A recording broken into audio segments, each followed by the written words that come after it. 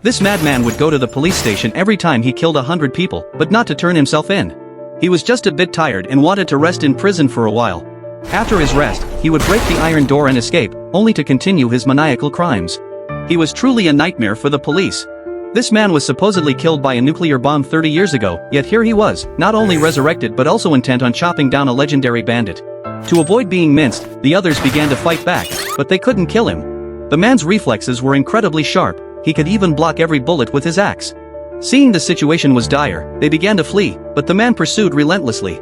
At this critical moment, the swordsman timely cut down a large tree to block his path.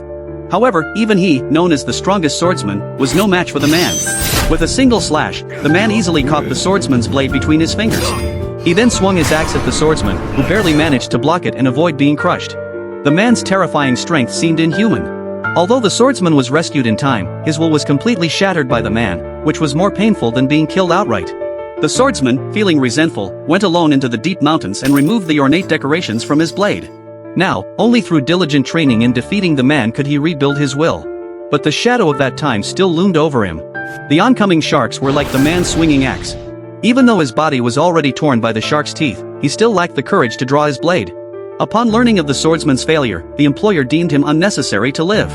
One of his men knocked the swordsman down with a club, mocking his swordsmanship as slow as he was.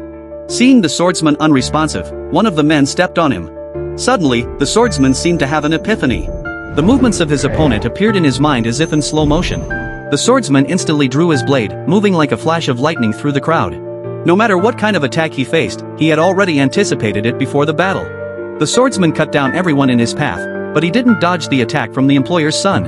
Facing the gunshot, he stood still, as if to repay the employer's past favor. He drew his blade again, cutting off the opponent's gun barrel and hair. Now, all he had to do was defeat the man and reclaim his dignity.